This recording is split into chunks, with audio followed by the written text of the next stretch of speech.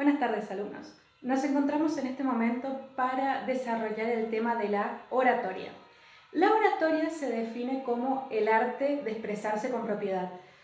Y si bien nosotros asociamos la palabra oratoria a la oralidad, por supuesto que se aplica y se ha aplicado al estudio y al desarrollo de una escritura elegante y pulida.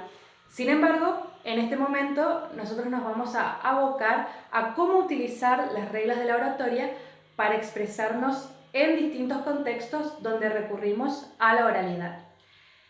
En primer lugar, la oratoria se desarrolló como ciencia en Grecia en el siglo VI a.C. Es decir, este fue el inicio de esta disciplina llamada oratoria y surgió junto con la retórica. Entonces, la oratoria se definía como el arte de expresarse o de hablar con propiedad y la retórica como el arte de convencer. ¿Qué detonó que surgiera la oratoria? Los movimientos judiciales, es decir, la presencia entre los jueces, la creación de la institución del juzgado, requerían que uno tuviera habilidades para desenvolverse en la oralidad, con cierta espontaneidad, con mucha firmeza, con mucha seguridad y con mucho convencimiento. Entonces, esto da lugar al nacimiento de la oratoria y la retórica. La oratoria es para muchos un don innato. Es decir, hay muchas personas que tienen mucha facilidad, mucha soltura para expresarse oralmente en distintos contextos, de distintas maneras. Pero también es una ciencia y puede aprenderse. De hecho, este movimiento que surgió en el siglo VI antes de Cristo en Grecia evolucionó y en el siglo V, con el nacimiento de la democracia, había ya maestros que enseñaban la oratoria, que eran los sofistas. La oratoria siguió evolucionando gracias en gran medida a los escritores y los literatos, y en el siglo II después de Cristo, Quintiliano, un escritor romano, un gran pedagogo también, desarrolla la Institutio Oratoria o la enseñanza de la oratoria, donde retoma muchas de las enseñanzas de los griegos y también se basa en el estilo de escritura de Cicerón, que era anterior a él, varios siglos anterior a Quintiliano, pero que le fascinaba mucho su estilo de declamación. Cuando Quintiliano elabora el documento de la oratoria, él aplica a cómo se desarrollaba la oratoria en ese momento en Roma, que era una serie de reglas para declamar, es decir, estudiarse de memoria un texto, recitarlo y expresarlo frente a un público, ya sea un poeta, ya sea en una cena o ya sea en el Senado romano. Entonces, esas situaciones de la vida social y política de Roma necesitaban personas preparadas para declamar, no solamente para leer, no solamente para hablar con propiedad, sino que esa declamación fuera imponente, fuera certera, llegara a distintos lugares y fuera agradable de escuchar. Para este momento de Quintiliano, la retórica se asoció, o mejor dicho, la oratoria eclipsó a la retórica y el lenguaje retórico pasó a asociarse a un lenguaje figurado, un lenguaje estético, lleno de recursos, de metáforas, y perdió el concepto de convencer. Sin embargo, nosotros asociamos actualmente retórica en su sentido original, es decir, el arte de convencer. Y lo que nos ocupa ahora es la oratoria. Si bien la oratoria de Quintiliano estaba orientada a declamar, es decir, estudiar para recitar, sus reglas nos sirven para las distintas situaciones que vamos a necesitar expresarnos correctamente de manera oral. ¿Qué desarrolla Quintiliano en esta obra? Dice que la oratoria consta de 5 pasos. La inventio o inventio, que significa encontrar qué decir y cuándo decirlo. La dispositio, que es el orden en que se van a decir las cosas. La elocutio, que es el término locución, habla de la manera en que se va a decir. Actio, que es la declamación en sí, el acto de expresarse, y la memoria, que es lo que sostiene a todo lo anterior. Yo voy a desarrollar uno por uno estos conceptos y cómo nos ayudan a expresarnos mejor oralmente. Voy a empezar por el último, porque como yo les avisara en muchos textos escritos que nosotros empezamos a trabajar, la memoria es fundamental para muchas de las actividades, sobre todo las actividades intelectuales. Por supuesto que la exposición oral no está exenta de esto. No podemos exponer temas de los que no conocemos y de los que no estamos completamente seguros. Es muy importante estudiar lo que se va a decir. No estamos hablando de situaciones en las que uno habla coloquialmente, porque inclusive yo podría decirles en una conversación, sí, no se hable de lo que no se sabe, que es algo natural. Uno puede ser evidenciado en cualquier momento por otra persona que sepa realmente y lo deje en vergüenza. Pero como tenemos acceso a la tecnología, que ahora está siendo mucho más común, enseguida se puede cotejar la información. De cualquier manera, es decir, uno tiene que memorizar de lo que va a hablar en una conversación. Si algo no se acuerda, lo busca y ya está. Pero de cualquier manera es grave hablar de lo que no se sabe. Y hay muchas personas que tienen el don de la oratoria, tienen esa posibilidad de soltarse y inventar sobre la marcha sin ningún problema. Eso está mal, eso no es oratoria, no es para mentir la declamación. Entonces, la memoria es fundamental, más si hablamos de situaciones académicas. ¿Qué ayuda a construir la memoria? Quintiliano decía que la base de un buen orador es la lectura. Y efectivamente, nada se memoriza, nada se aprende o nada se guarda en la memoria si no se ha estudiado. La lectura es la base de la preparación. Y la oratoria es igual. No quiere decir que ustedes van a leer libros de oratoria, que pueden hacerlo, por supuesto, para recordar cómo expresarse oralmente. Pero todo lo que van a decir lo tienen que tener recordado. Por lo tanto, necesitan lectura y memoria. Vamos entonces con los pasos, o mejor dicho, las características de la oratoria. Empezando por la inguentio. Encontrar qué decir. Encontrar qué decir puede ser muy sencillo o una situación realmente muy compleja, dependiendo el contexto. Si recuerdan lo que habíamos visto en comunicación, el contexto es determinante. Entonces, si hablamos de situaciones cotidianas, quizás uno no tiene problemas para encontrar qué decir. Sin embargo, así como la oratoria puede ser un don, hay muchas cuestiones que también son parte de nuestra naturaleza. Por ejemplo, la timidez. Cuando uno dice encontrar qué decir y lo lleva a una situación muy cotidiana, incluso para el tímido puede ser un problema. Incluso lo más sencillo puede ser una dificultad para una persona que es tímida, porque le cuesta encontrar qué decir, le cuesta encontrar la manera de responder o qué responder, ya sea que esté entre familiares o amigos. Por lo tanto, encontrar qué decir, que a veces parece que es algo automático, o responder algo, no es sencillo y hay que estar atento a qué es lo que decimos. También es determinante el contexto en el que estamos. A nosotros se nos puede demandar que digamos algo, es decir, encontrar qué decir puede ser una situación más o menos libre. Por ejemplo, si estamos en una mesa de examen, para donde es muy importante la oratoria, por supuesto que no vamos a elegir nosotros qué decir toda la mesa. Podemos elegir con qué tema empezar, pero no podemos elegir hablar de otra materia en esa materia, por supuesto. No podemos elegir cambiar la pregunta del docente, no es correcto. No podemos elegir qué tema contestar. Tenemos que contestar todo, importante la memoria. Entonces, es una situación en la que está muy condicionado la inguentio, es decir, ¿qué vamos a decir? Puede que la situación sea un poco más flexible. Por ejemplo, la clase, ustedes cuando sean docentes, es un momento un poco más libre, es decir, un intermedio entre el examen y la situación completamente libre de inguentio.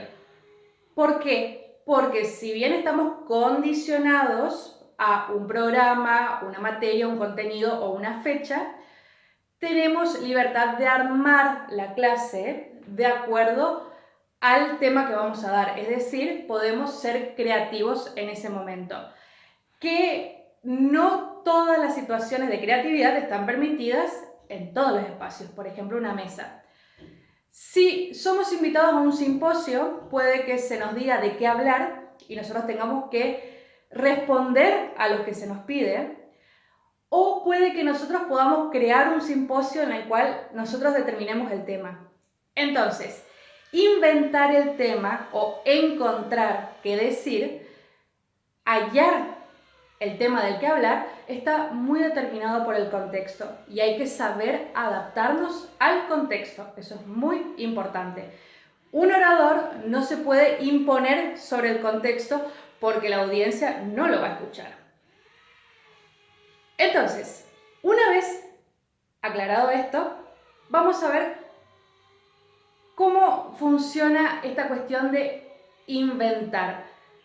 Más allá de qué determine lo que yo voy a decir, siempre hay una impronta personal, que es lo que nosotros vamos a ver con la elocutio un poco más adelante.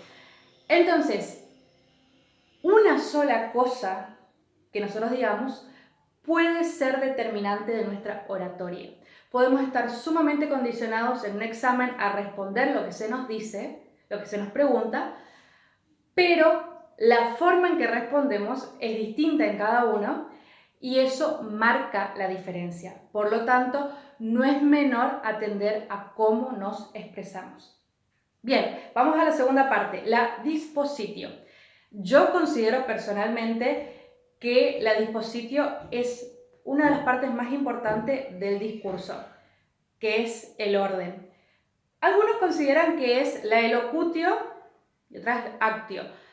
Yo en sí no creo que sea tan molesto a la expresión oral cómo uno se expresa, o mejor dicho, es mucho más reconocible, es mucho más sencillo cambiar que el hecho de que la información que se da esté desordenada.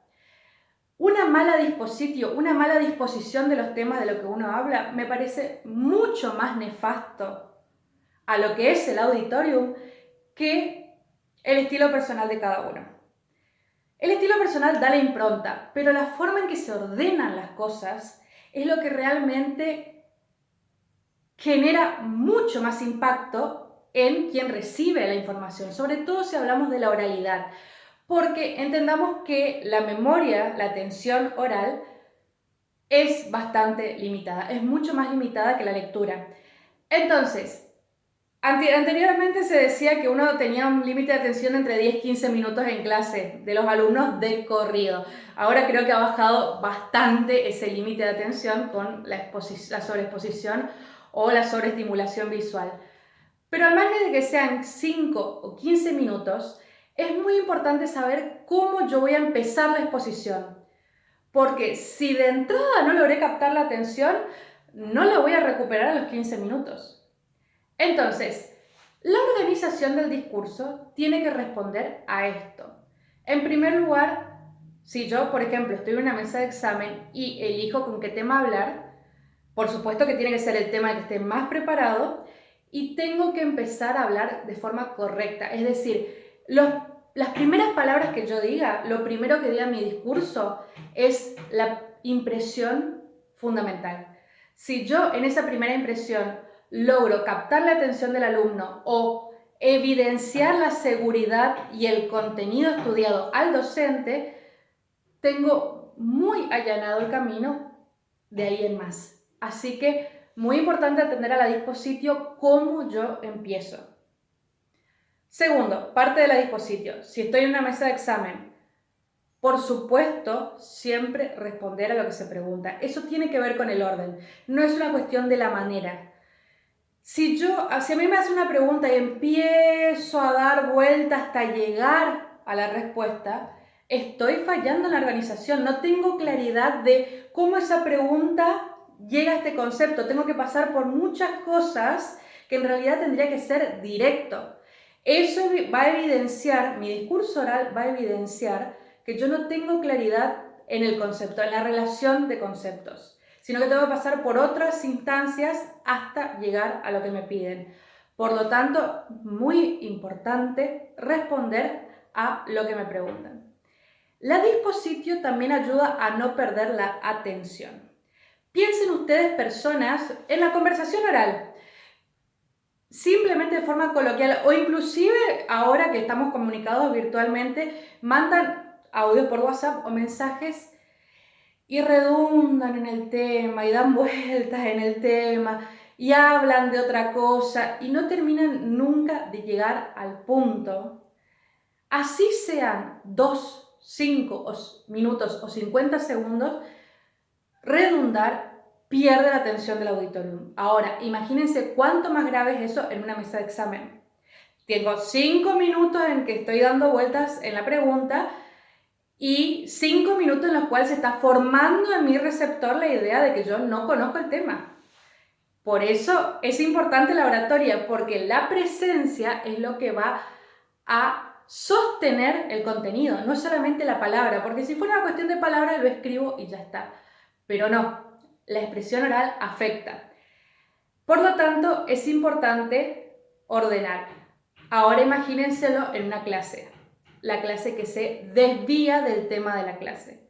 Es una clase que fracasa, porque en lugar de abordar el tema, se abordan otras cuestiones. Que esto no quiere decir ejemplificar o relacionar con situaciones cotidianas o contar una anécdota para mostrar ese concepto que yo estoy enseñando. No, todas esas son cosas de la clase. Pero cuando la clase se desvía en lo que yo hice el fin de semana, en lo que voy a hacer el próximo fin de semana, en opiniones que no vienen al caso, quizás sobre la política o algún hecho social, si no es el objetivo debatir sobre eso o si no construye algo pedagógicamente y solo es para hablar y no dar clase, por supuesto que está fallada la disposición, la organización de la clase. En lugar de dar clase, de cumplir los pasos, se hicieron otras cuestiones y eso puede pasar en cualquier situación. Así como está el que redunda en los audios, está el que no habla del tema que le corresponde. ¿Es importante ser organizado? Sí. Que no tiene que ver con ser estructurado, que tiene una connotación tan negativa. No es negativo, porque la estructura es lo que a mí me permite mantener la atención. En cualquier momento que si yo tengo bien memorizado los pasos de lo que voy a decir, o mejor dicho, el orden, más que paso es un instructivo, el orden de lo que yo voy a decir, entonces, en cualquier momento que me pierda, yo digo, bueno, a ver, quedé en el 3, sigo con el 4 y puedo enganchar rápidamente. Que quizás, si no tengo esa claridad mental, pueda abordar cualquier otra cosa que afecte al desarrollo de la materia o del examen. Es decir, puedo decir algo que no viene a colación y posiblemente era tema para dentro de 2 meses, posiblemente me resta tiempo de contenido que tengo que dar, o quizás alguna evaluación pronta, o hago una relación en una mesa de examen con otro apunte que no viene al caso y no es lo solicitado y respondo mal. Entonces, ordenar lo que se va a decir me permite siempre volver. O cuando se genera un vacío, es decir, queda en silencio todo el auditorio, tengo con qué continuar, no queda en el aire.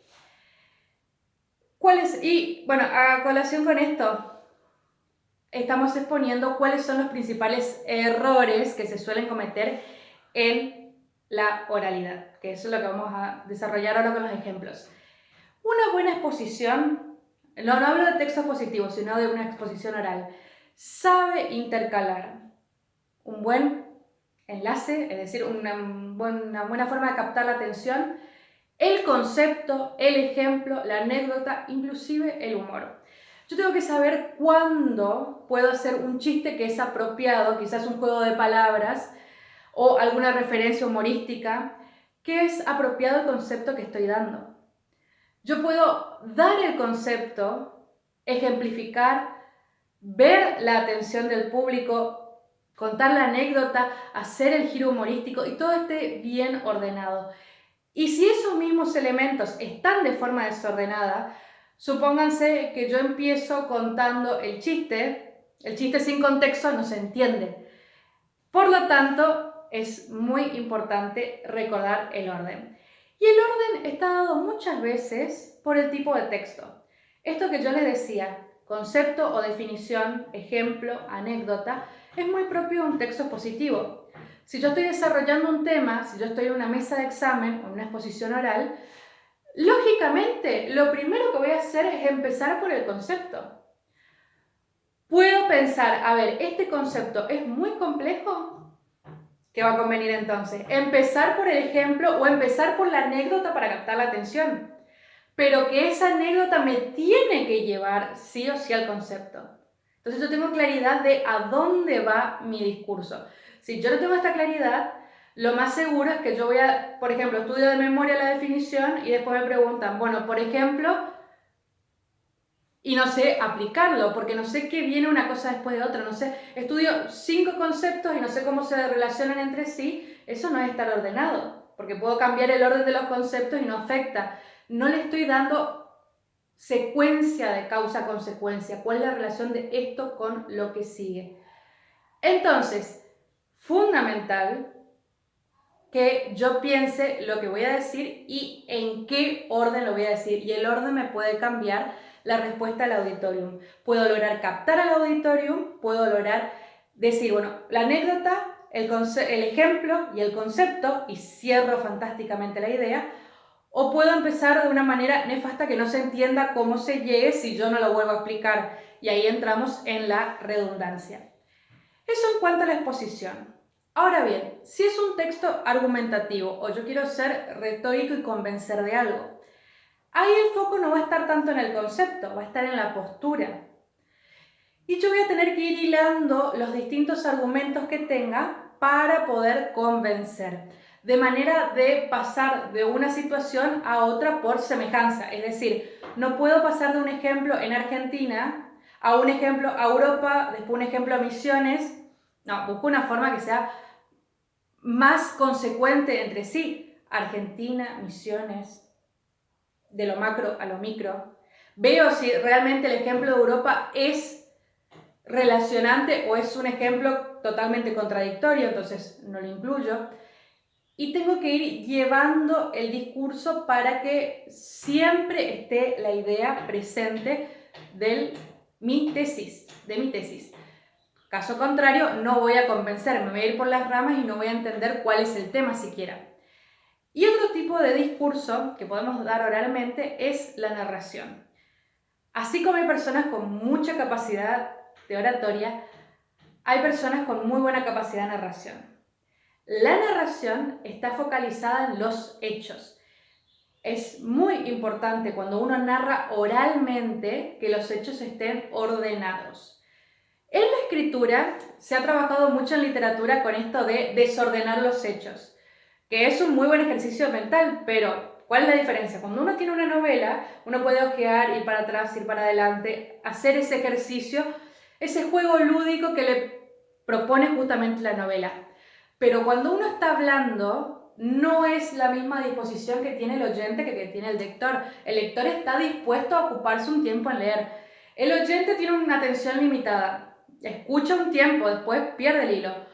Por lo tanto, fundamental que los hechos estén ordenados para que entienda, bueno, a esto pasó esto después, a causa de esto fue lo siguiente, y así sucesivamente. Piensen ustedes en las personas que le van a contar algo y se quedan en los detalles. Te quieren contar lo que pasó hace una hora y esa hora tiene tantos detalles, tanto te explican punto por punto qué hicieron, que nunca llegan al punto final de qué fue lo que pasó.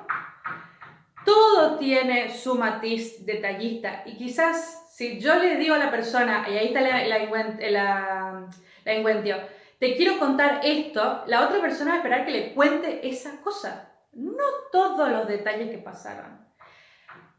Caso extremo contrario, la persona que viene y le cuenta una cosa pero omite todos los detalles importantes. Y uno dice, ¿y pero por qué pasó esto? No, porque antes habíamos hablado de, pero ¿y por qué? Lo que pasa es que se había peleado ya previamente, ¿pero qué pasó? Y que yo no le tenía que haber dicho. Bueno, hubiera dicho todo eso antes, porque la narración tiene una cuestión de causa-consecuencia. Todo lo que sigue es consecuencia de un acto que está pasando ahora. Y si yo no sé hilar, no sé disponer de ese hecho a su consecuencia inmediata, yo voy a perder el auditorio. Así sea mi amigo que me está escuchando, no me va a entender o me va a dejar de atender porque realmente no sé a dónde va esto. Pasa también con las personas que repiten y repiten y repiten y repiten lo mismo. No es que repiten y les cuentan varias veces en distintos días. La misma anécdota, repiten el mismo detalle varias veces, aunque sea de distintos puntos de vista, y tampoco llegan al punto. Y otra cuestión, además de irse por las ramas, está quien se apura en contar o se apura en hablar. Pero esto tiene que ver con la elocutio, ya vamos a ver. Entonces, ¿cuáles son estos problemas con la disposición? Sobreabundar en detalles, redundar. Cuando uno le pregunta, por ejemplo, definir tal concepto y uno dice, bueno, por ejemplo, la sensatez significa ser sensato, que se llama tautología, donde uno no da información nueva, solo está diciendo lo mismo que la otra persona, o el contar de forma desordenada. Todos esos errores cansan al auditorio. Entonces, nosotros entendemos que la oratoria es una necesidad. No por una cuestión de que el chico de por sí tiene que estar atendiendo, que por supuesto que es lógico, sino porque no se trata solamente de captar al alumno, no se trata solamente de captar al profesor, no se trata solamente de la motivación, que es fundamental en la pedagogía, el hecho de despertar la curiosidad, despertar la creatividad, son todos conceptos muy, muy importantes.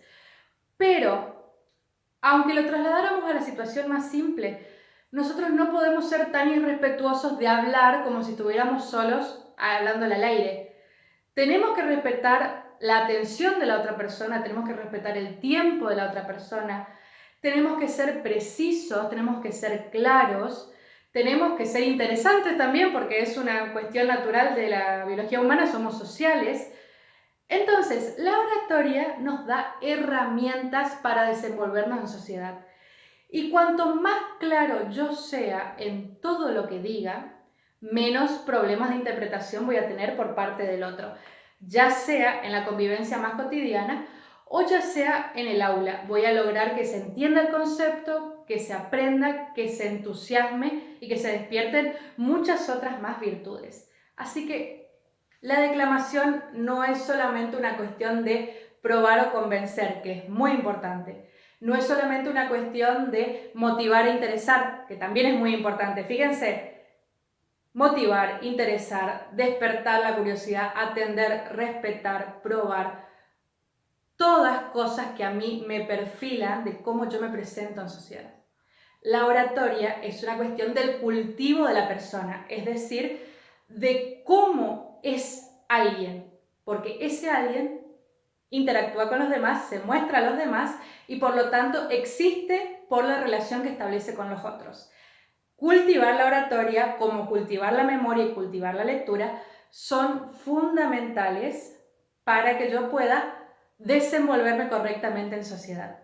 Y la clase y el examen son situaciones sociales. Entendido esto, vamos ahora sí al estilo o la elocutio.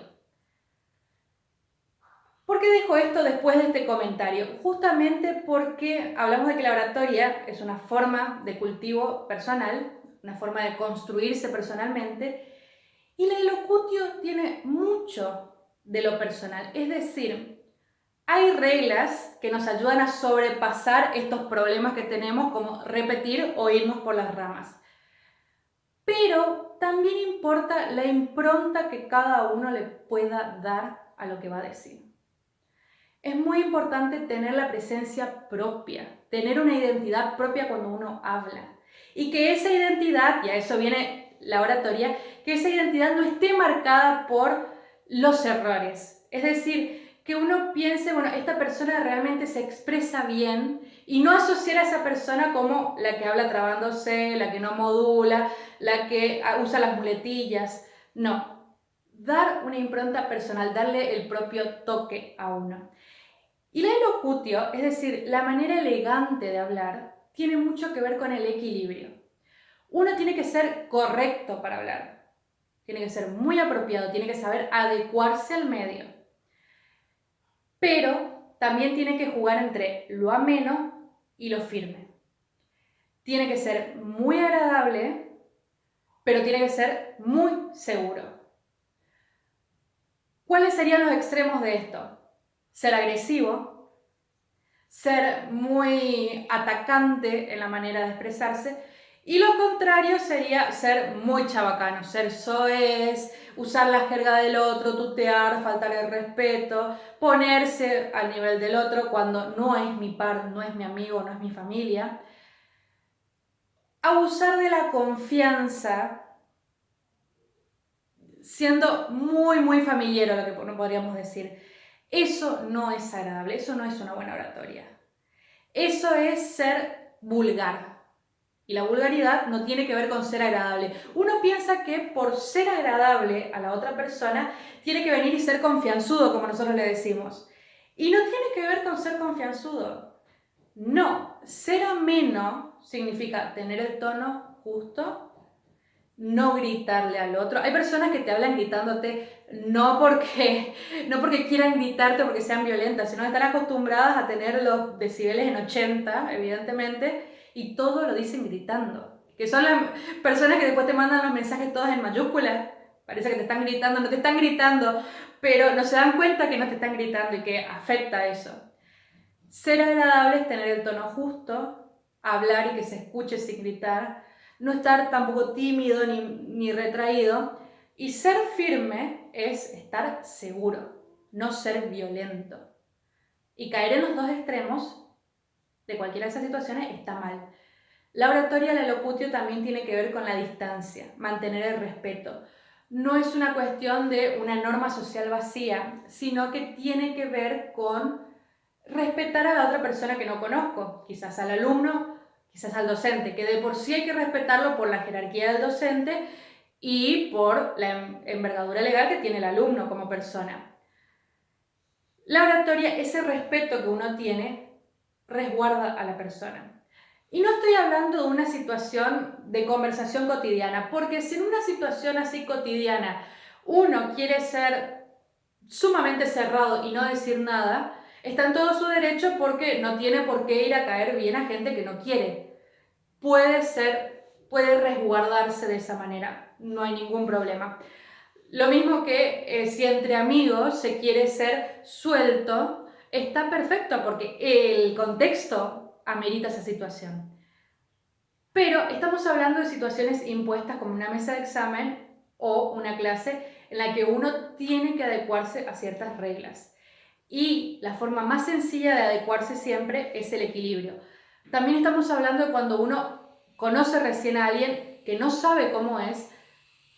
El equilibrio guarda ese respeto, en que yo no entrego la completa confianza, pero no soy completamente cerrado, porque no sé que puede molestar al otro y que también tengo que respetar. Eso es muy importante en la clase, que yo me disponga de manera segura, confiada, firme, que no sea amigo de los estudiantes, que no entre a hacer bromas, pero que tampoco sea violento, porque puede malinterpretarse. Hay que tener cuidado que yo quiera ser firme para que no me tomen el pelo, que es muy importante, y que se entienda que soy violento. Por lo tanto, tengo que ser agradable también. Que agradable no quiere decir ser amigo del otro. Cuando uno entra en clase de forma completamente amigable o de forma completamente libre, es decir, totalmente relajada, no quiero decir relajada porque relajado tiene que ver con la postura, relajando el ambiente, entendiendo que todo va a estar bien, pero de mala manera, es decir, permitiendo cualquier cosa, esa es la palabra. Cuando uno entra a clases por primera vez, permitiendo todo, es muy difícil recuperar. Y la mayoría de las veces uno lo permite mediante los gestos y la palabra. Uno permite que se desenvuelva cualquier situación porque uno entra hablando la jerga del estudiante, uno entra sin postura correcta, uno entra haciendo bromas fuera de lugar, que es faltar a la dispositio porque no es el momento, no es el orden correcto. Y eso es muy, muy difícil recuperar. Muy difícil establecer después un contrato, porque ¿quién va a tomar en serio? ¿Quién va a respetar si de entrada uno dijo, todo está bien, no pasa nada, usted no se preocupe, acá yo soy su amigo, soy compañero, ¿no? Yo los entiendo, yo también fui adolescente, pueden hacer lo que quieran, que es el mensaje tácito que se está dando. Ese problema es difícil de resaltar, porque después cómo se capta y cómo se educa la responsabilidad si todo se suelta de entrada. Yo les voy a dar un consejo que me dio una docente mía que después fue directora, excelente directora de estudio, excelente docente, que ella aseguraba que es mejor entrar firme y generar un ambiente de disciplina y respeto, y eso va a hacer que los alumnos trabajen. Entonces, cuando alguno tenga alguna dificultad, uno va a poder evaluar y flexibilizarle al alumno y entenderlo y mostrarle que lo va a acompañar.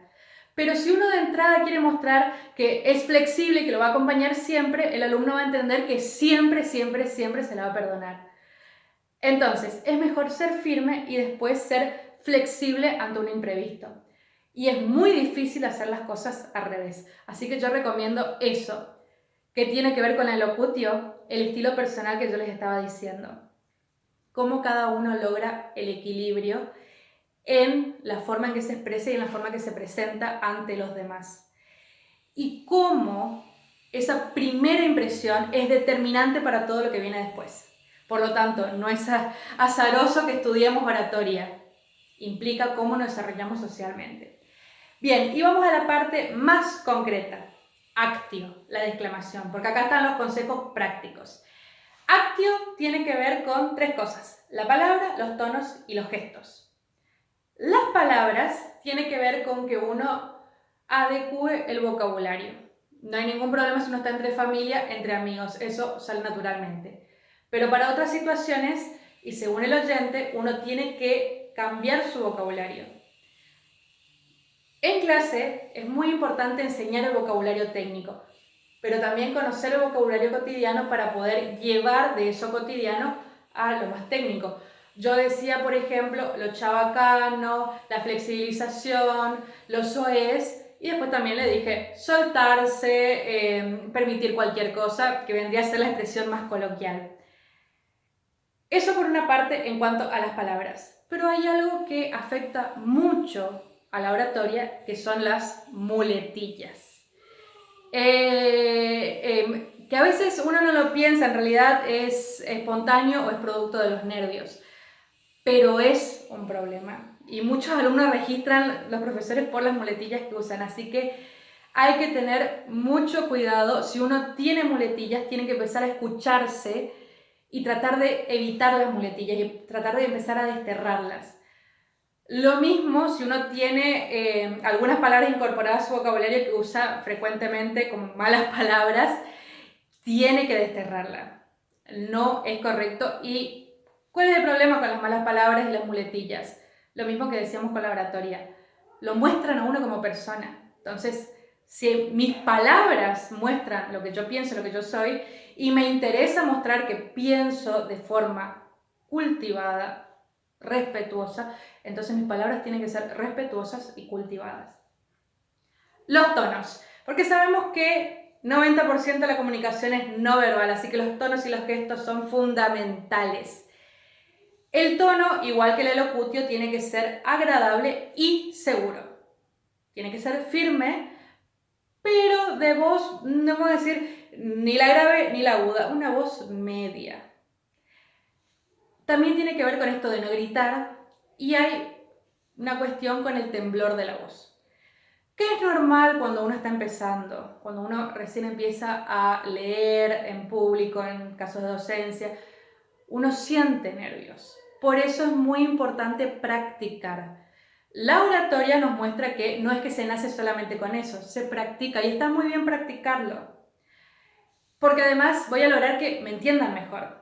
Y yo me voy a sentir mejor conmigo mismo. Cuando yo siento nervio, me siento mal. Entonces, cuando yo empiezo a ganar seguridad, me voy a sentir mejor. Y gano seguridad cuando me salen las cosas bien. Por lo tanto, si tengo temblor de voz, si tengo muletillas, si soy consciente de eso, hay que practicar. Muchas técnicas ayudan, como hablar frente al espejo o grabarse. Y a esto viene el problema ahora de la red social del TikTok, que, bueno, supongo que en un par de años esto ya va a ser obsoleto, las redes sociales no duran nada. Porque TikTok, una cosa es asimilar un personaje que es muy bueno porque ayuda a distenderse, el teatro ayuda mucho a soltarse, pero TikTok es tan breve a veces que uno toma un personaje y no tiene ninguna regulación, no tiene ningún límite, es para el chiste, entonces no, esas cosas no ayudan, no tiene que estar consciente, tiene que estar seguro, tiene que saber a dónde quiere llegar con su postura para que se pueda trabajar verdaderamente. Mandar videos, pedir la evaluación o la devolución a un amigo, asumir roles entre amigos, eso es muy bueno. Decir, bueno, a ver, evalúame, haz de cuenta que soy tu profesor, vos sos mi alumno, a ver cómo me ves. Eso es una buena técnica para ir mejorando estas cuestiones. Y en cuanto a los gestos, acá está el problema porque los gestos evidencian mucho lo que queremos decir, que las palabras no dicen. Entonces hay que tener cuidado porque además son muy difíciles de controlar. Cuando uno está nervioso, no suele ser consciente de esto. Por eso es importante que al principio uno siempre ensaye lo que va a hacer. Ensaye el examen, ensaye la clase, ensaye la exposición oral. Después, cuando tenga esa seguridad, porque lo va a adquirir con la práctica, esto no va a ser necesario. Pero, mientras tanto, el ensayo hace falta. Un gesto muy importante en la clase y en el examen es la mirada. Cuando uno está nervioso, uno no quiere mirar a nadie, que es lo que pasa con los bailarines nerviosos que miran al piso, y es algo que se critica mucho porque además la postura queda muy fea. Pero ante los nervios, uno siempre busca, bueno, la mirada al vacío, que es una técnica inicial. Hasta que yo pierda el momento de nervio inicial, miro un rato al vacío, pero es fundamental para lograr el aprendizaje mirar a los ojos del alumno. Lo mismo que es fundamental mirar al docente para mostrar la seguridad de uno. Después están las manos. Las manos tienen que acompañar, tienen que ejemplificar, tienen que graficar, pueden hacer mímicas, pero también son un receptor de tics. Uno puede hacer esto, uno puede hacer lo otro, puede hacer esta forma. Entonces, esas cosas hay que atender e ir desterrando de a poco. Se destierran con la seguridad. Y finalmente, la postura. No tiene que estar erguido, seguro, no agacharse de esta manera, sino siempre estar recto, mirar hacia adelante. Siempre hacia, digamos, tiene que ser barbilla paralela al piso, hacia adelante, no de esta manera y no perderse quizás en el aire. Salvo que uno esté pensando, porque ahí es donde acompaña el gesto, y uno esté graficando y representando. Pero es muy importante que el gesto dé seguridad. Que no es que esté hablando simplemente así. Que si ustedes ven, toda mi lista de videos tiene más o menos esta postura, porque siempre se trata de exponer y demostrar. Además, es el enfoque que permite las cámaras de esta manera. En clase, piensen ustedes que no somos bidimensionales, somos tridimensionales y es importante lo que uno muestre, lo que uno representa. Y parte de los gestos también está no acostarse en el pizarrón, no apoyarse, no sentarse en el escritorio, por supuesto que no. No inclinarse así sobre la mesa de los alumnos. En la mesa de examen, cuando uno está sentado, no hacer esto. Este gesto así, en mesa de examen, predispone muy mal a la otra persona a escuchar, porque siente que uno le está, hablando mal y pronto, sobrando a la otra persona. Por lo tanto, siempre tiene que estar así, abierto. Yo estoy entregando el saber de muy buena disposición y con mucha seguridad. Estoy seguro de esto que estudié, estoy convencido de lo que estoy haciendo y eso lo tengo que traducir en los gestos. No se trata solamente de las palabras, que es fundamental porque parte 5, memoria, tengo que haber estudiado. No puedo simplemente vender mediante la soltura, tengo que tener contenido. Hay personas que tienen mucha capacidad, por ejemplo, para contar anécdotas o chistes y rematan muy bien, aunque sea muy malo lo que están contando. Hay que tener un equilibrio entre las dos cosas. La oratoria no es solamente contar así nada más, es una técnica para ayudarnos a ganar seguridad, pero la seguridad viene de lo que nosotros leemos y estudiamos porque estamos seguros de lo que estamos haciendo. Y eso es lo que tenemos que transmitir. Por lo tanto, nos ayuda a desterrar estas cuestiones. Una cosa más en cuanto a la expresión. Cuando uno tiene los gestos, hace los gestos de la cara, tratar de que no sea ni exagerado, porque hay personas, vieran, que son muy exageradas, muy despampanantes, todo hacen le decimos un circo de lo que... Y eso distrae y no siempre es bien recibido. Pero además uno se acuerda más del gesto que hizo que de lo que dijo. Y en clase eso no puede pasar. Y lo otro, el otro extremo sería la persona que habla todo así, que no se le entiende. No, tampoco. Uno tiene que modular correctamente. Si tienen problemas para modular, un ejercicio es exagerar mucho lo que van a decir. Practicar diciendo todo de esta manera. Entonces, después, cuando uno está nervioso o apurado, sale con naturalidad. Lo mismo sucede para rendir un examen.